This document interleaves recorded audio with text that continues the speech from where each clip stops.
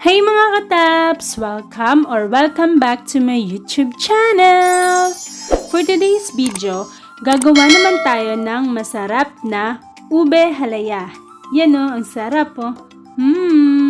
I-share ko sa inyo mga kataps yung mga ingredients, mga tips para mas mapasarap at ma-perfect natin yung ating ube halaya. Simple lang tong gawin mga kataps at pwede nyo rin tong gawing pang business. Pero bago natin simulan at kung bago ka pa lang sa aking YouTube channel, please don't forget to subscribe and click the bell button below to keep you more updated. Tara mga katap, simulan na natin. Sarap di.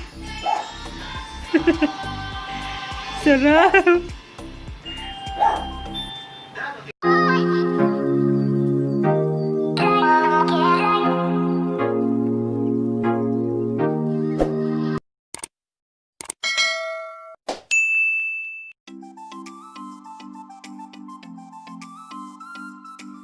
Bali sa gagawin nating ube halaya, gumamit lang ako ng 1 kilong ube. Hinugasan ko na rin siya bago ko siya pakuluan para lumambot. Yan. Tapos, hiniwa ko na rin siya ng medyo maliit. Yan. Tapos, pakukuluan natin to sa tubig ng ilang minuto hanggang lumambot na yung ating ube.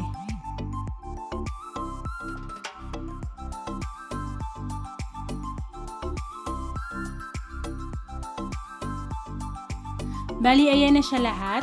Tapos, tatakpan na natin to at pakukuluan natin to ng ilang minuto hanggang sa lumambot na yung ating ube. Ayan.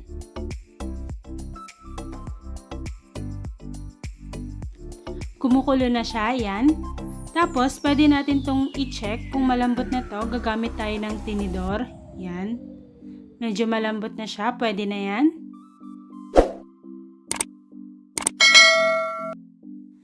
Dahan-dahanin na natin itong kunin para hindi tayo mapaso. Tapos, palalamigin na natin to at pag lumamig na to, pwede na natin siyang balatan.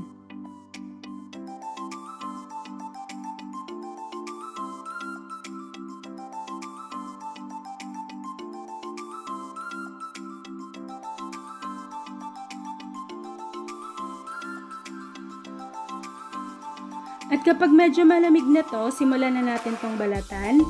Yan. Tapos, sa pagbalat pala mga kataps, huwag masyadong makapal, yung medyo manipis lang ganyan. Para hindi naman sayang kapag binalatan natin, nasasama lang yung pinakalaman niya dun sa balat kapag makapal natin siyang balatan. Tapos, kapag meron kayong nakita na medyo matigas-tigas or bulok, tanggalin na lang din natin to at huwag natin tong isama sa pagluto ng ating ube halaya. Ayan. Make sure lang mga kataps na hindi na mainit ha, para hindi kayo mapaso. Tapos, balatan na lang din natin yung mga natitira pa. Ayan.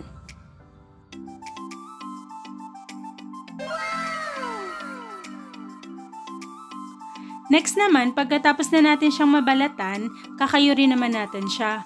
Sa pagkayod, gumamit lang ako ng pagkadkad ng keso. Yan. Tapos, ginamit ko yung mas maliit na pattern ba yan o yung pinakamaliit na shredded. Kung wala naman kayong pangkadkad ng keso, pwede naman kayong gumamit ng blender. At kung parehas na wala kayong pangkadkad ng keso o kaya ng blender, pwede nyo naman durugin yung ube gamit yung tinidor. Dahan-dahan lang sa pagkadkad mga kataps para hindi tayo masugatan. Tapos, para sa ating complete ingredients, kasama ng ating pa-shoutout, ilalagay ko po ito sa dulo ng video. Kaya panoorin lang yung video na ito hanggang dulo. Ayan. Nakayod na natin siya lahat. Ayan na siya. Tapos, yung way ko pala sa pagluto ng ating ube halaya, hindi ko muna siya agad sinasalang sa apoy. Pinagko-combine ko muna yung mga ingredients na gagamitin natin, tapos hinahalo ko na rin siya agad. Para mamaya kapag nilagay na natin siya or sinalang na natin siya sa apoy, hindi na tayo mahihirapan pang maghalo ng mga ingredients. I-add na natin yung gata. Yan. Bali, gagamit ako ng 2 cups na gata. Yung unang piga pala yung ginamit ko dito mga kataps o yung purong gata. Tapos haluin muna natin. Yan. I-mix lang natin para makombine natin yung mga ingredients. Ayan. Tapos, mag-a-add din ako ng evaporated milk. Ayan. Para mas sumarap yung ating ube halaya. Tapos, haluin na natin siya. Tapos, kapag medyo nahalo na natin siya ng mabuti, pwede na natin tong isalang. Tapos mamaya, kapag medyo luto na, saka ko palang i-add yung condensed milk. Yan. Pwede na natin tong isalang sa apoy.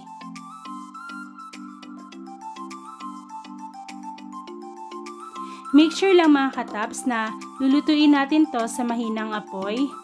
Ganyan lang. Medyo hinaan pa natin.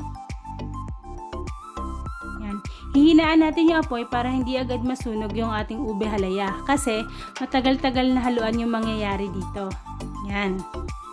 Kaya, konting tiis lang sa paghalo nito kasi pag naluto naman to, sobrang sarap. Yan. Haluin lang natin ng mabuti mga kataps. Yan. Tapos sa paghalo, isabay na rin natin yung pagdurog pa dun sa mga buo-buo na ube. Yan. Pwede rin natin itong durugin habang hinahalo natin to. Yan, ganyan. Durugin pa natin yung mga nakikita nating buo-buo. Ayan. Haluin lang natin to ng mabuti na parang halukay ube.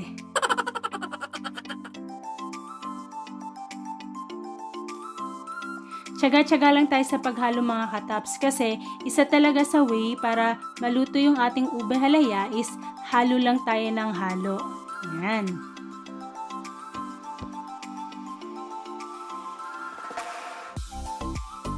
Ayan o mga kataps, pansinin nyo, ang sarap na o. Ayan o. Pero halo pa rin tayo ng halo. Hindi pa yan yung consistency na kakailanganin natin. Tapos, kapag medyo gano'n na yung texture ng ating ube halaya, i-add na natin yung ating condensed milk. Kung wala kayong condensed milk, mga kataps, pwede kayong gumamit ng asukal. Ayan. Tapos, yung dami ng asukal, depende sa tamis na gusto nyo. Bali, yung ilalagay ko ditong condensed milk is 1 1/2 cup. Ayan, dagdag ko pa yung kalahati. Ayan. Tapos, tikman-tikman nyo na lang mga kataps kung kulang pa, tapos mag-add na lang kayo. Depende sa tamis na gusto nyo. Ayan, haluin lang natin ng mabuti.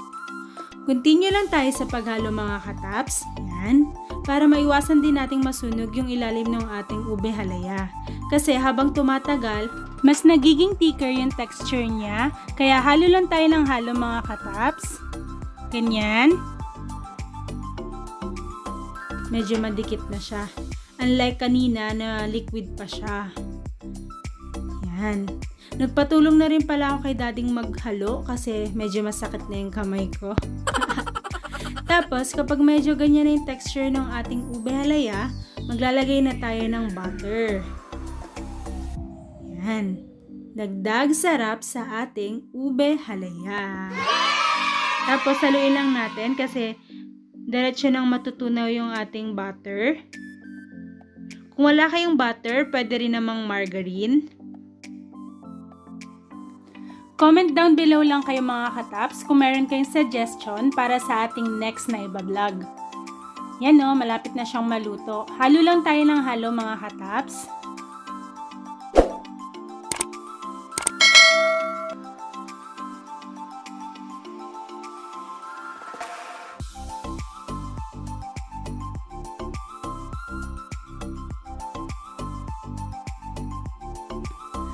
At kapag ganyan na yung texture ng ating ube halaya, pwede na yan. Pwede na nating patayin yung apoy at palamigin na to. Yan o, ang sarap!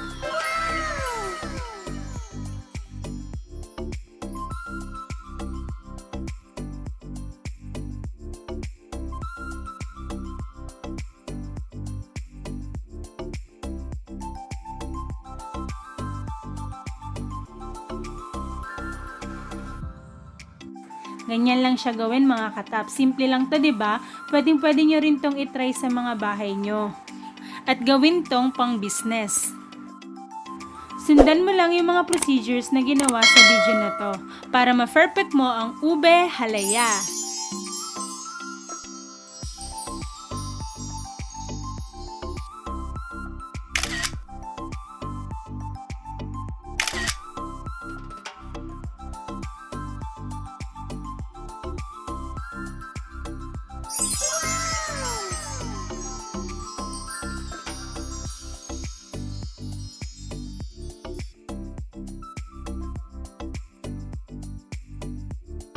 Shoutout po para kina Sheila May Gomez, Apple Grace Castro, and Elmar John Reyes.